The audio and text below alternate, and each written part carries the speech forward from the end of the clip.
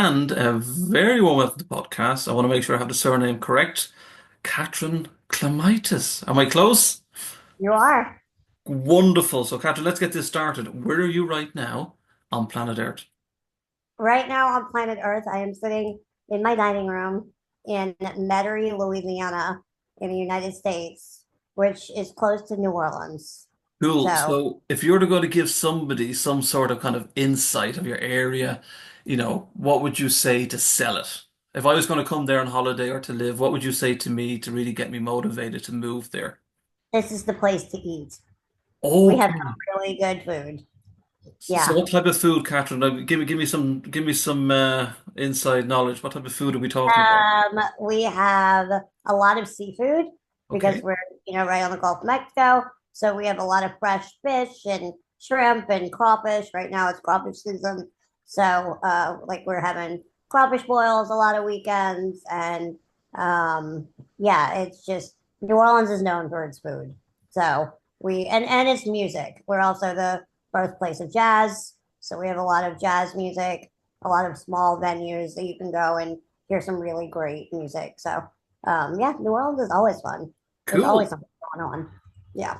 And what would be your kind of your food to go, so to speak? What would you enjoy Oh, the most?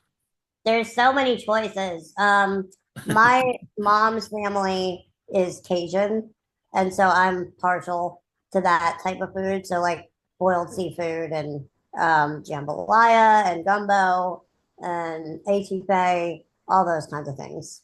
We love all that here. Cool. And for temperature wise, to make an Irishman jealous today, are we heating up? It's a little cooler here today, which I mean, it's not cold. It's like 65.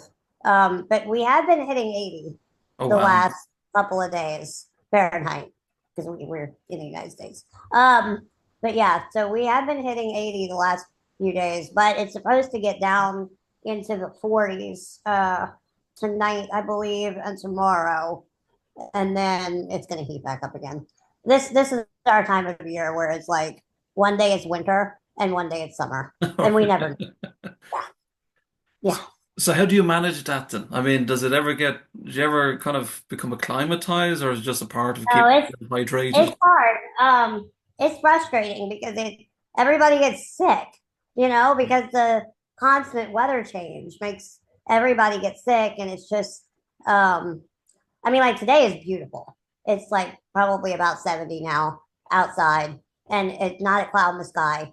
It's gorgeous today. But last weekend we had tornadoes and massive rain. So Right. you just never know. And then in January, no, February, we had a freeze. I mean, we had 12 inches of snow, which we have not gotten since 18, I think they said it was like 1898 or something. I mean, some ridiculous amount of time. Right. So, yeah, it's been a very weird weather year.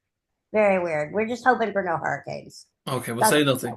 We'll stay positive, we will. yeah. So I'll let the listeners know a little bit more about yourself in the introduction. So can you tell the listeners a little bit more about yourself? I mean, go all the way back as far as you want to go. Make it as Okay. exciting as you possibly can, Catherine. Oh boy, exciting. Okay. Well, I've lived in New Orleans or outside of New Orleans basically my entire life. So I don't technically I was born in the north, but I do not I do not consider myself a northerner because we moved here when I was 8 months old to be Okay. closer to my mom's family.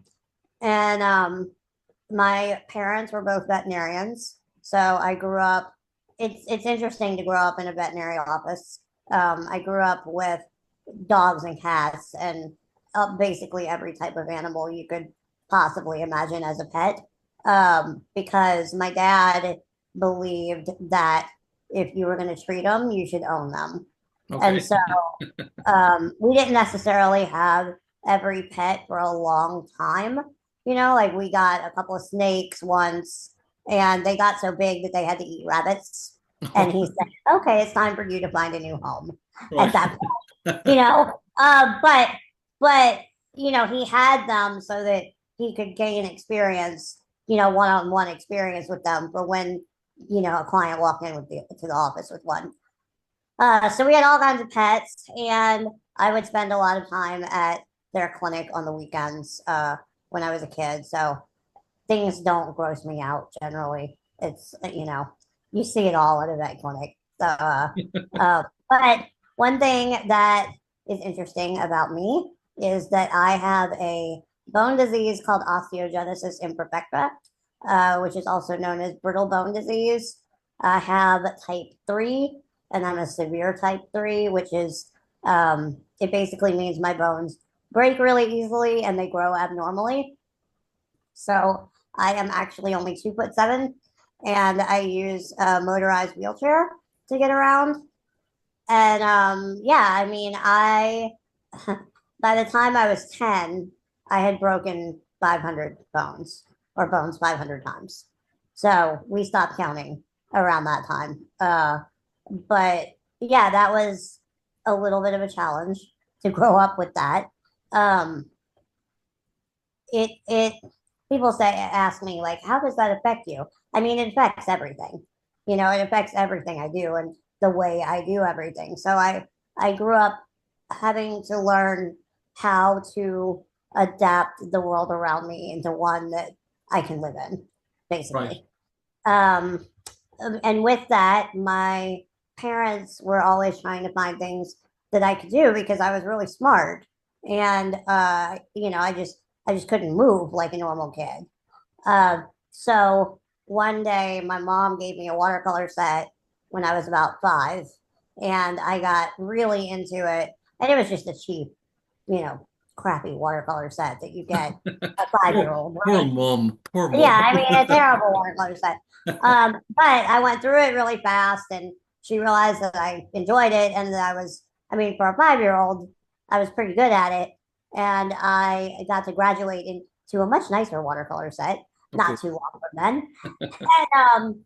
And yeah, so I would I mean, I would paint things at my house, but I would also sit in my parents' waiting room at their office and paint their clients.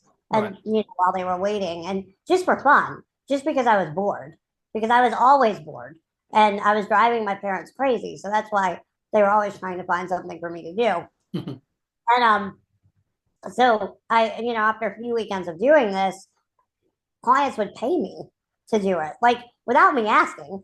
They would just say, "Oh, here's $20. Can you paint my dog?" Or "Here's some pictures of my dog. Can you paint it from this or whatever?"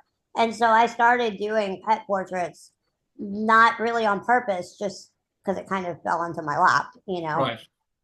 And so obviously over the years, my style has evolved.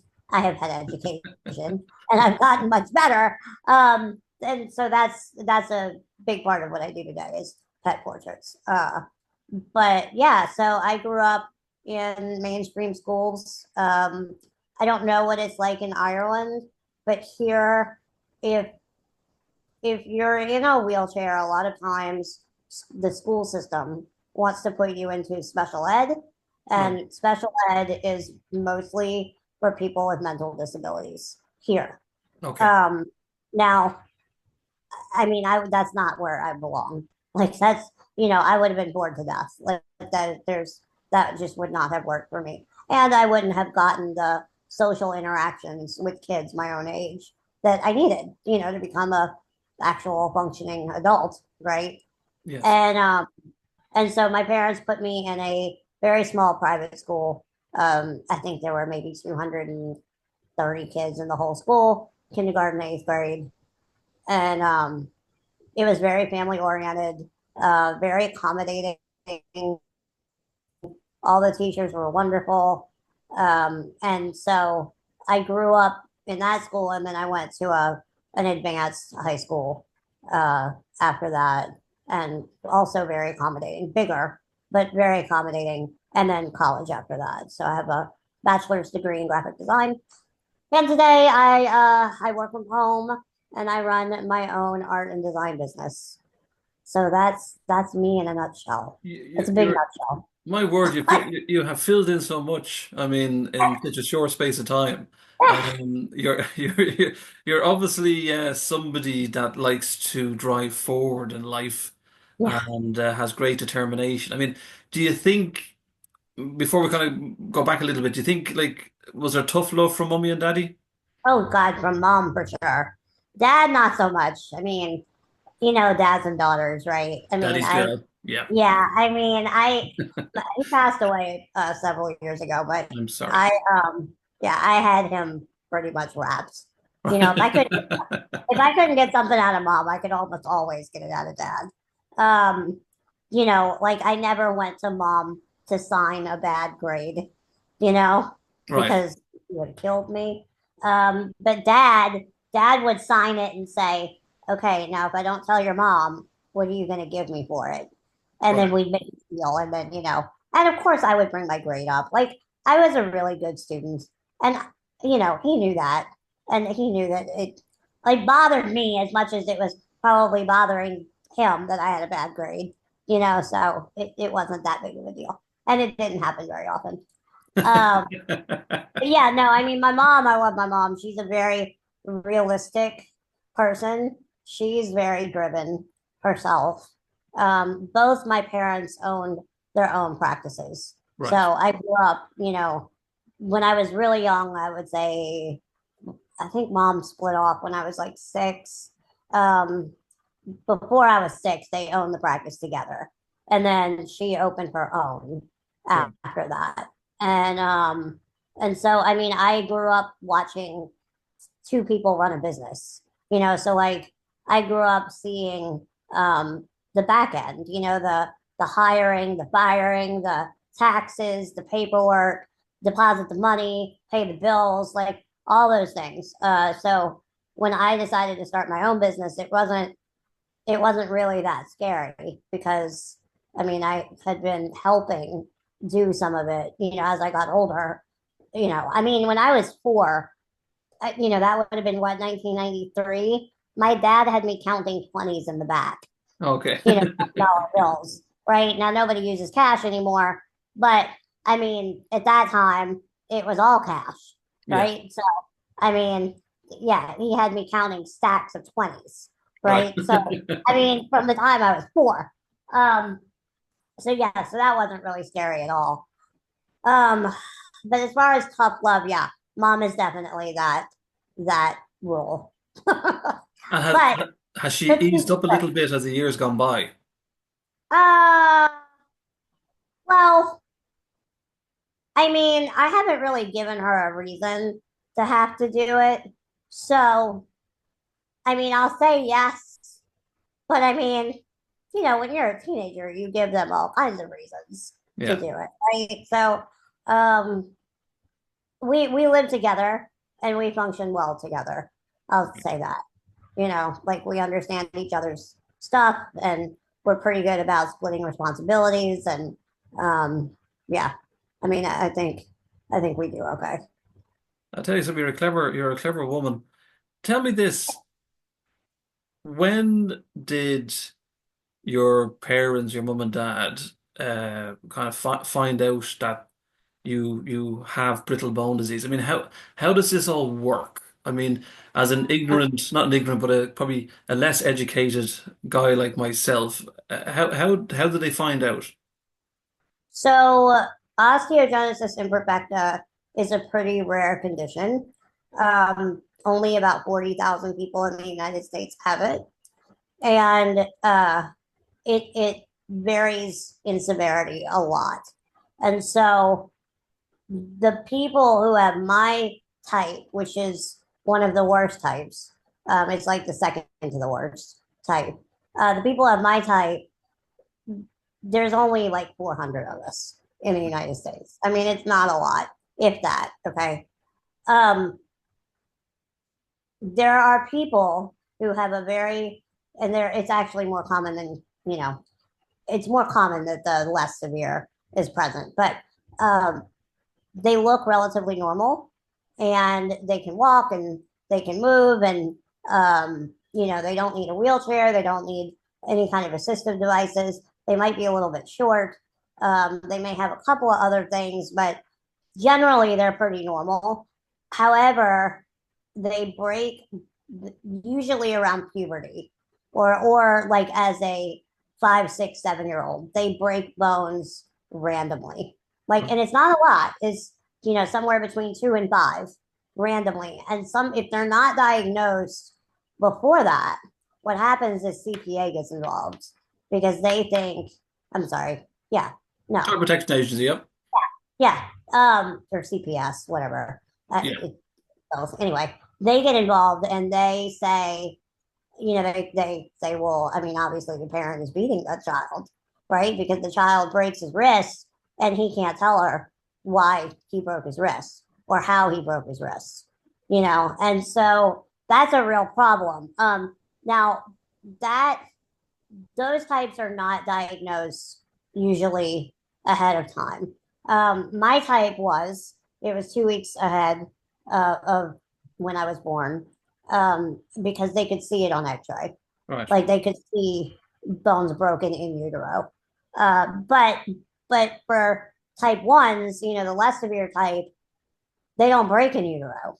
So unless like there's some kind of massive curvature of the spine or some kind of other bone abnormality or something else to tip doctors off, it's not diagnosed until some kid, the kid breaks the bone randomly. Um, but I was diagnosed 2 weeks before I was born. So my parents found out then, and I had like 11 broken bones or something when I was born. Um, Clearly, I don't remember that. Yeah. Uh, but uh, but yeah, I mean, so that's common. I mean, I think I remember that was in 1989. So I think now they tend to diagnose a little earlier, Right. because they do more imaging ahead of time. But yeah, that's generally how it works.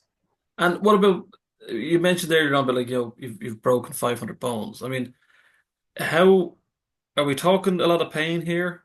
Yeah. Or how does it kind of how does it work? I mean, do you have to be very, very careful with your movement even now? So once you hit puberty, it gets a lot better Right. because you get the surge of hormone, your bones get stronger, and that happens to everybody. That happens to all children. It just you see the effect in people with OI. Because when I was young, I mean, I could just turn the wrong way and break a rib or something or break anything. I still break ribs when I cough a lot. So like for me to get sick is really miserable because when I cough, I break ribs and then I don't want to cough because it hurts. And then I end up with pneumonia, which I need to cough more and more. I mean, it's not a good situation. Um, Okay. uh, Well, you kind of make you're very upbeat about the whole thing. I mean, well, you're I very mean, it is good. what it is. Like it is what it is. Like it's not, this is not something that is curable. I mean, I'm going to have it forever. It is what it is. And yeah, I mean it does hurt a lot, and there are days where I am miserable and cranky, and I just don't want to do anything. And but they're not as often as they were when I was really young. So Right. that's the one thing that is kind of a silver lining is that because my bones are not as strong, the way I try to describe it is there's not as much of them there. So there's not as much of them to heal. Okay. So for me to break a rib, I can heal a rib in a week, depending on how it's broken. Wow. Um, maybe two, but longer bones take longer. I mean, like my legs and my arms, the things that are stronger, they take longer. But yeah, so it's not like every time I break a bone, it's 6 weeks to 2 months and cast and all that. It's not always like that. So And what about that's treatments? I mean, in terms of as the technology or medicines has advanced over the years since you were a small child, I mean, are things getting better, or are we still back in the 80s and I 70s? mean, I so I do physical therapy every other week, and I have done that since I was basically born. So that's one thing I do. I swim, and that really helps. Um, because it I can move well in the water. I can actually walk in the water. And so I can breathe better in the water. It helps you open your lungs. I mean, swimming is an excellent exercise. And it also takes gravity, the pull of gravity off my joints because OI is a collagen problem. So collagen is the stuff basically that makes up your whole body. Yeah. It's not the stuff you inject into your lips. It's in your hair, it's in your bones, it's in your muscle, it's in your organ tissue, it's in your nails, it's in everything. And so for me, my ligaments are just as susceptible to damage as my bones are. And ligament tears are much harder to heal than a bone. I would much rather break a bone than tear a ligament. But uh, but yeah, so I do that. My mom is a natural veterinarian. She does a lot of holistic medicine and homeopathy.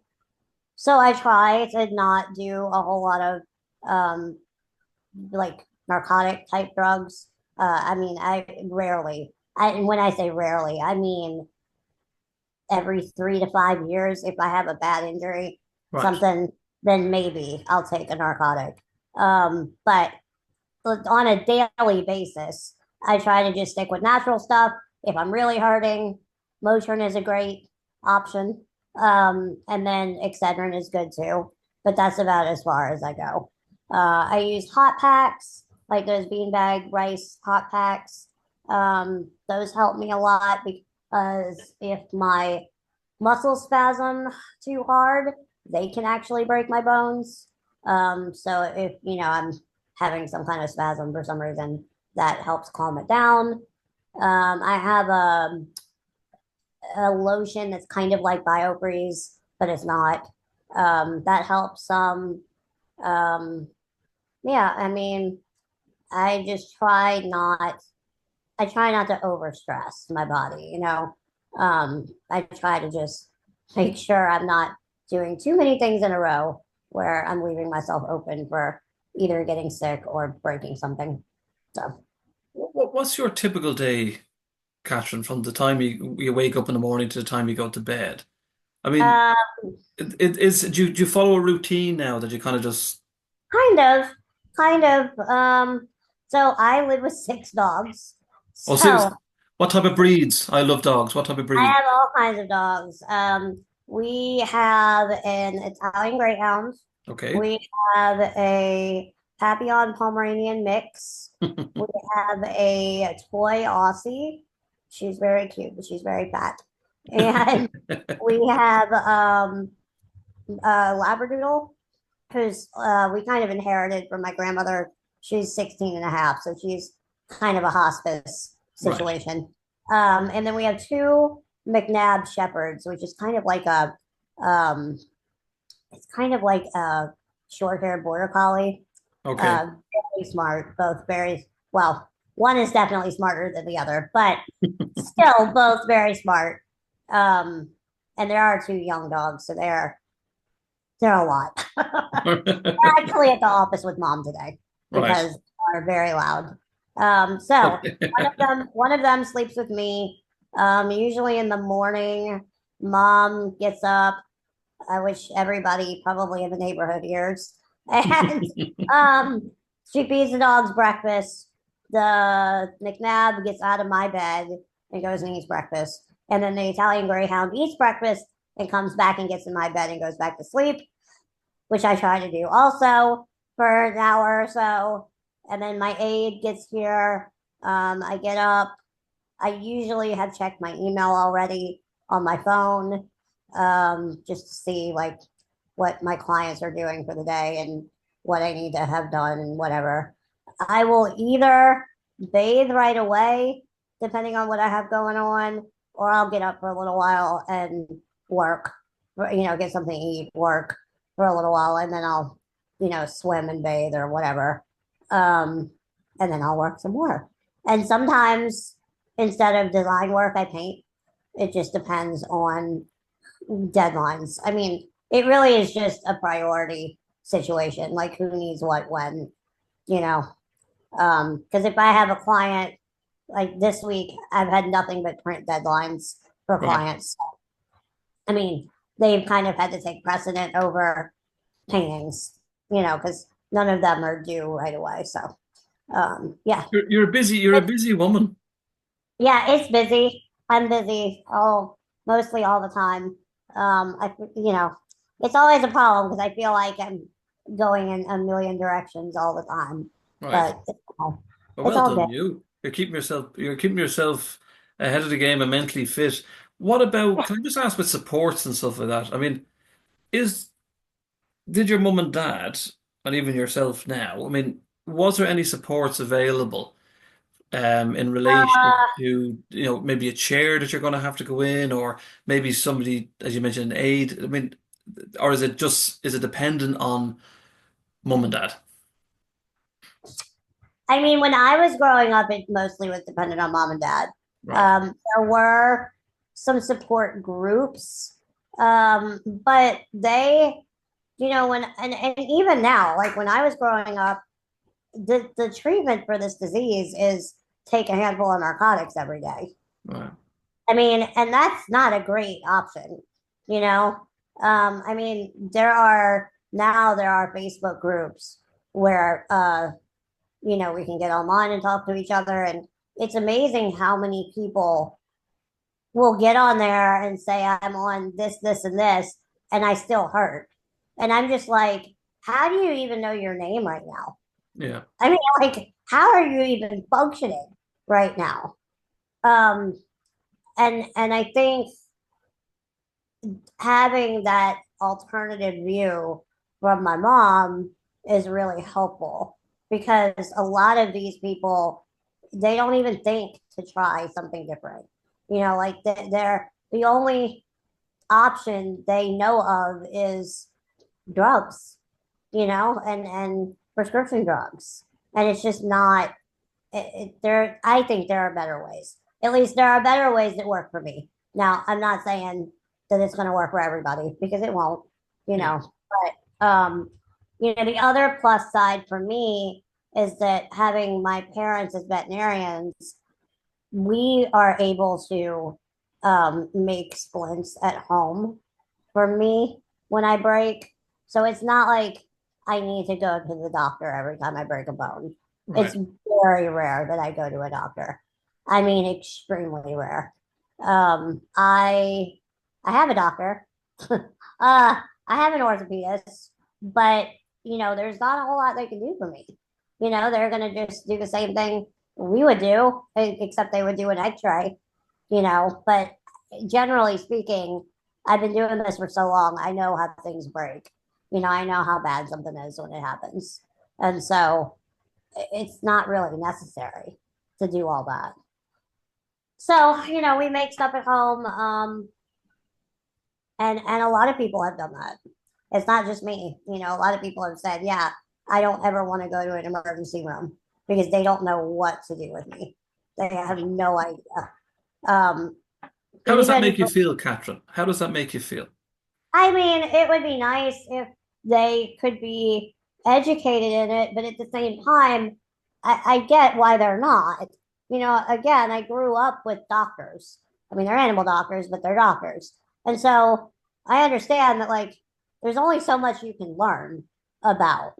And so you're obviously going to learn the most about the most common ailments, Yeah. right? You're going to, yeah. And so this is not a common ailment. It's just not. And so the hardest thing though is finding an orthopedist that will work with you. I did have a really hard time with that recently because mine retired. I had had him since I was 2, and he was great. He was amazing. We loved him. But he just retired a few years ago, and he was in his 80s. I mean, I understand it was time for him to retire, but finding someone else who was willing to work with me was it took a while, and it's 40 minutes away. Right. It's not anywhere near where I live. um so yeah. I mean, it's a little frustrating. It's a little frustrating sometimes. What would you say, Catherine, if I mean to the medical field, what would you say to them? I mean, to try and help you more. Well, I think in general, um, and I do some talks to physical therapy students and occupational therapy students and even med students, and I kind of say the same thing every time, which is you need to learn the protocols because they're important and they're a good basis, but you've got to learn how to think outside the box because not every patient you see is going to be able to do a protocol. They're just not. Like, for example, the last time I got hurt outside of my house, an ambulance was called, not by us. Somebody else called an ambulance and they wanted to take my blood pressure. Can't do that. Right. Can't do that. And they were like, well, we need to see if it's high. And I'm like, trust me, it's high. I have like 5 broken bones right now. Like this is stroking out is not the issue currently at hand. Right. you know, so yeah, it's stuff like that, and it's about like how we do my casting. We do it totally different than they do it in the hospital. Um, I prefer to use heat instead of ice when I break something because usually for me it's more about relaxing the muscles than cutting down the inflammation. Um, and people don't understand that. So it's really just not everybody's going to be the same. And I think what the medical field in general is lacking is remembering to treat everybody individually Right. because and to treat the whole person. I mean, I know people right now who are going to 2 to 5 different doctors because one of them looks at blood work, one of them looks at your bones, one of them looks at whatever your mental stuff. One of them looks at your kidneys. One of them looks at, and it's like, you don't think all of this is connected somehow into the same person? And nobody does that anymore. Nobody wants to look at the whole person. They just want to specialize into one section. And it doesn't work. It's not a good way to treat people.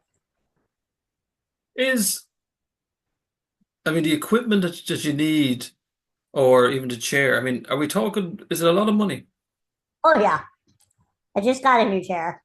And I am very lucky because my insurance covered almost all of it this time, which is kind of a miracle, actually.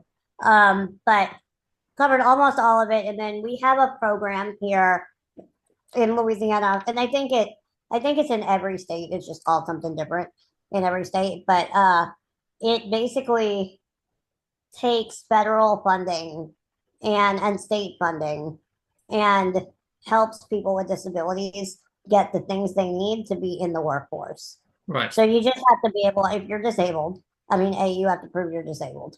B, you have to prove that you're working. So you just give them your taxes. I mean, it's not that big of a deal. Um, so you just prove that you're earning money and then you talk to them about, okay, this is what I need. And so they picked up the rest of what my insurance did not cover, And which is really what's great. the average cost of of the chair? An average cost. Well, I can tell you what was billed to insurance, Right. but it's not that. So this chair is the highest I've ever seen. It was 112,000 $112,000. billed to insurance. Holy moly. Right. Now, according to my wheelchair guy, he thinks it's about 55,000. Okay. Yeah, yeah. But of course, you bill insurance more because they never cover, and that's how you get the maximum out of them. Right. Yeah, which is a very stupid situation. But yeah. Are they quite durable, the chairs? I mean, how long would that last? Well, insurance says I can get a new one every 5 years. 5 years. My last one lasted 10, almost exactly 10. However, it had a lot of problems those last 5 years. So I mean, if you're not wanting to pay a lot out of pocket to fix them, um, then yeah, I mean, I would say in really good condition, 5 years, but you can push them longer than that. Right. You take care of them. It's like a car. You have to charge it every, however many days, and you get it checked every year, and change the tires on it, and you don't leave it out in the rain. I mean, all those kinds of things. Do you ever get sick of talking about it? I mean, do you ever kind of wake up and kind of say, "Oh, I've just had enough of talking about this." No, I mean, when I went through a stage when I was, I don't know, it might have been my early 20s or my late teens, where I was like, I want people to like my art just for my art, and Yeah. not because I have a disability.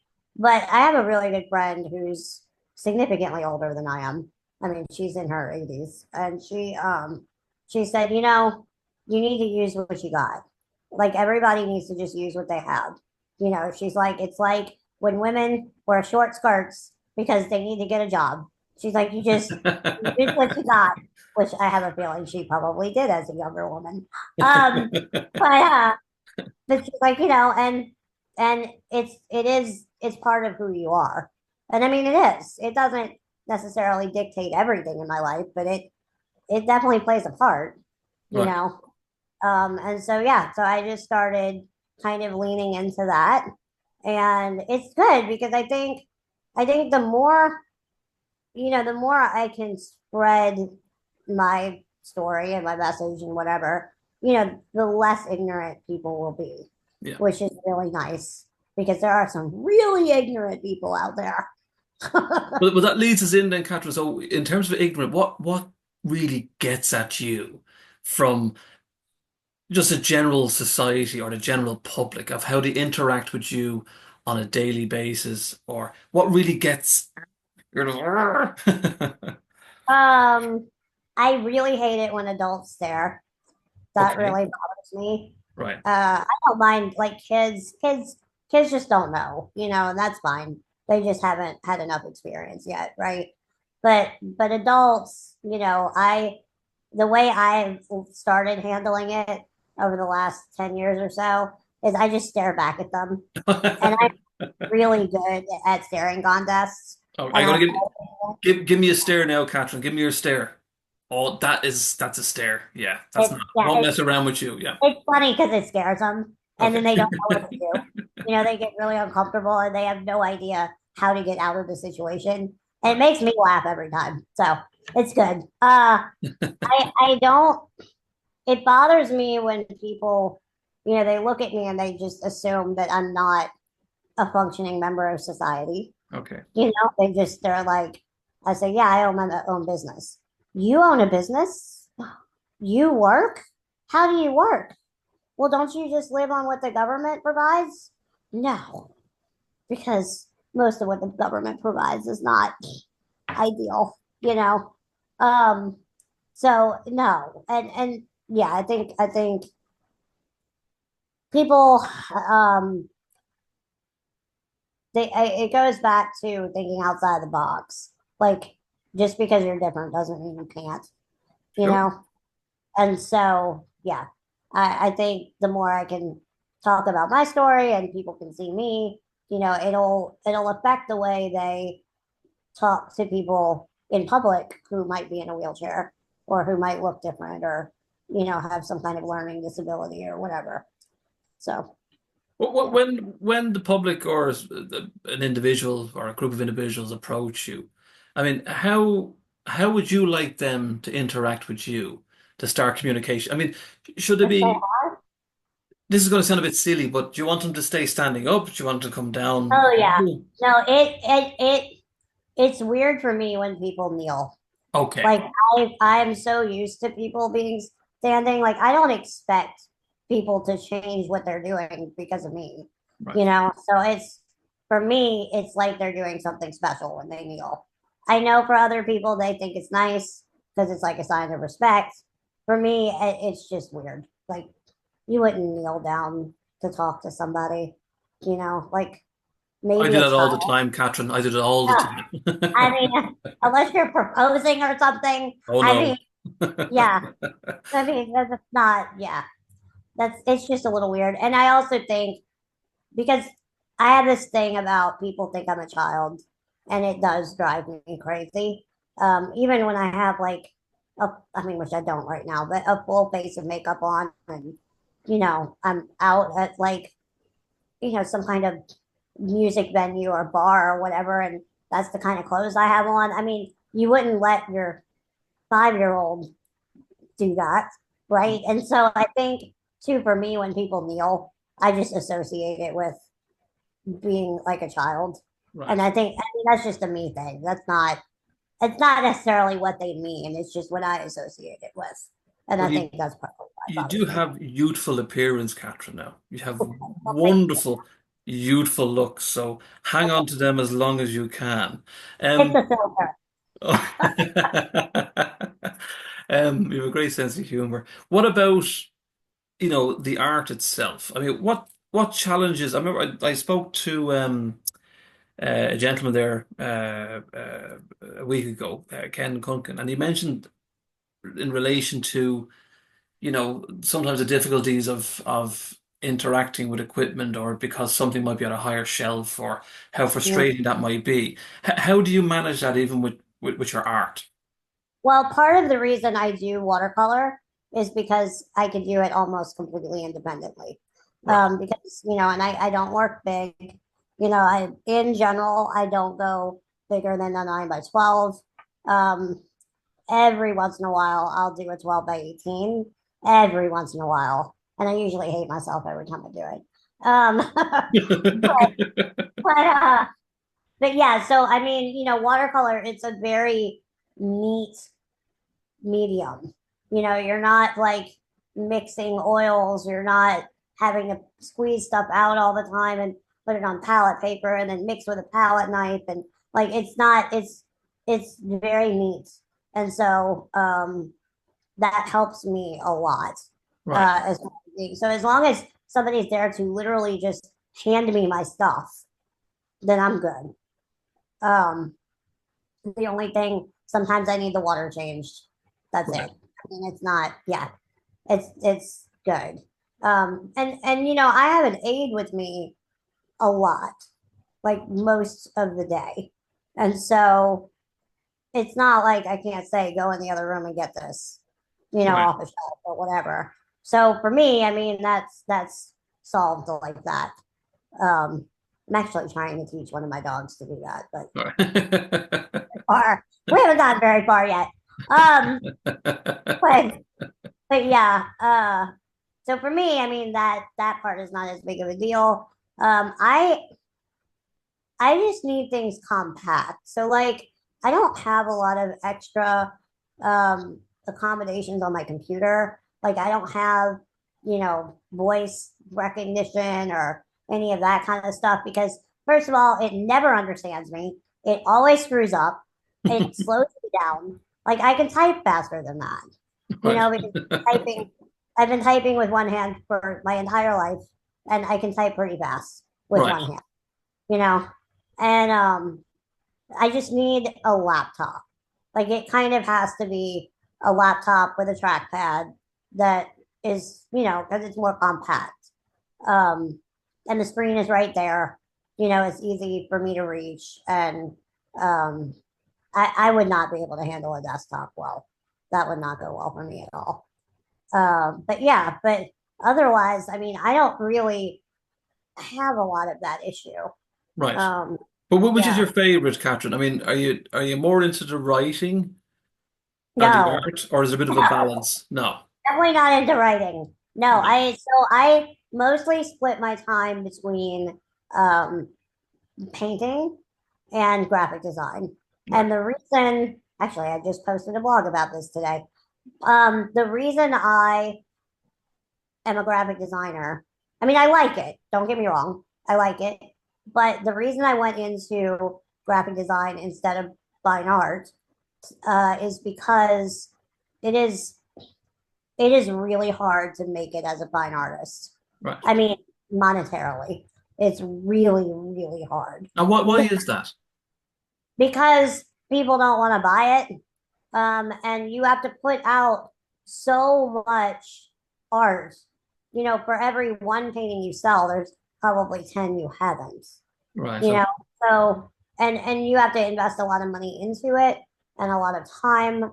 For me, when I want to sell a painting, it needs to be framed. That's right. expensive. Um, and plus the materials and all that. So it physically, I am not able to put out enough to make it as a fine artist alone. However, I decided to get my degree in graphic design, and that works because I have clients that I do branding packages for, and logos, and social media management, and map marketing material, and all kinds of stuff. And that works. I can combine the two and make it work. And the time needed for this, I mean, you mentioned there, like, it takes, a bit of money and a bit of time. So what time, how long are we talking about? For which, For both? well, I mean, it depends on the project. Paintings, I mean, an average pet portrait, if I was going to do an 8 by 10, let's just say an 8 by 10 pet portrait, usually about 3 days for Okay. me. Usually, give or take, depending on the animal and the background and all that. God, I had one recently. This dog, the dog itself was fine. That was no big deal. But the lady had the dog dressed in a cable knit sweater. Do you know how hard it is to paint cable knit? I have Oh no my idea. You're going to tell me anyway. God, it was really hard. And that one took an extra day. But Right. anyway, um, normally that doesn't happen. Uh, um, but yeah, so 3-ish days. And then the design, it really, I mean, because those projects vary so much. I mean, some people I do their monthly social media. I manage their monthly. So it's, 4 to 10 hours a month.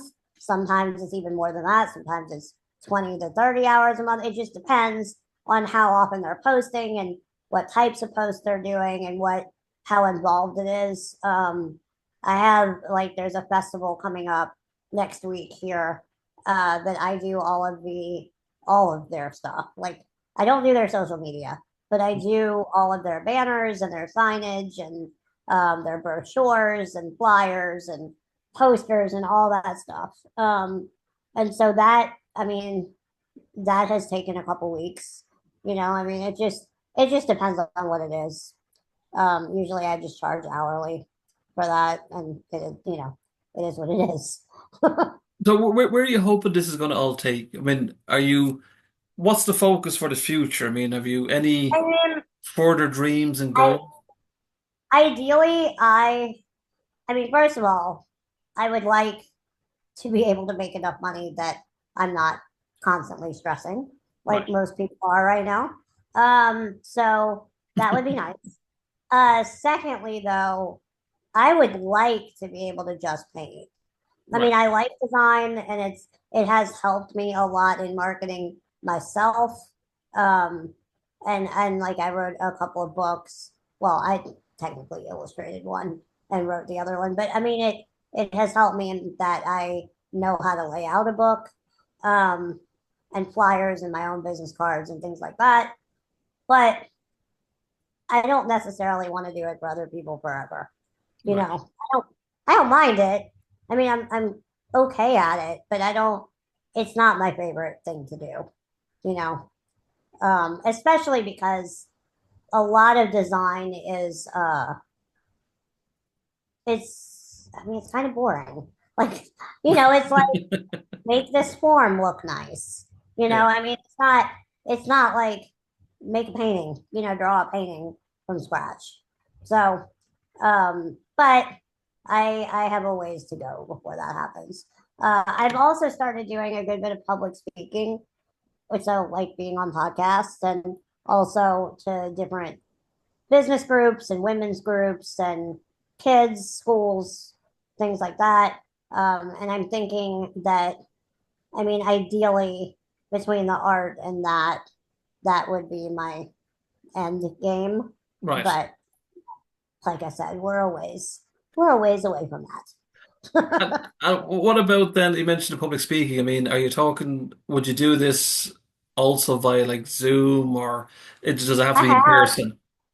I like being in person. I mean, I don't have an issue either way.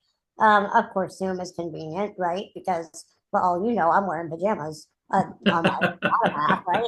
I'm not, for the record, but Say you nothing. know, yeah, but Zoom is convenient, right? Because I don't have to figure out travel. I don't have to figure out, going somewhere and taking time off and all that. But it's nice to get out of the house sometimes. I live at home and I work at home. So to like go out and see people is kind of a nice thing sometimes. Like I just did a Rotary Club a couple weeks ago, and that was fun. Um, yeah. So I think you'd be an excellent TEDx speaker. Have you ever looked at yeah, it? I applied. I've not been called, but I applied. Um, you're welcome to recommend me if you would like to. I Maybe would. that would help. I would definitely But, recommend. And if you let me know but when we finish recording how I do that, I'll do that for you. okay. Yeah, That's I did apply for it. So, and it says on like specifically on the application, once you apply, don't call back. Basically, like okay. We got your call application. you. Right. Yeah, like we've got your application. Don't check on it, Right. kind of thing. We'll Okay. call you if we want you. All So, right. I'm okay. I'm being nosy, Catherine. I'm on your website, cacartnola.com, and you have art and design, you have your public speaking, as you mentioned, you have your shop, there's information about yourself. The interesting thing was I was having a little nosy earlier on, and obviously as an animal lover as well. I mean, you have some wonderful. I mean, you did all of these, did you? Oh yeah, You yeah. did all. You have like you have a heron, you have a Oh, dragonfly. no, I thought I'd steal some from somebody else and then make them mine. Oh, Yes, okay. no, the We'll say ball. nothing. We'll say nothing. No, Okay. no.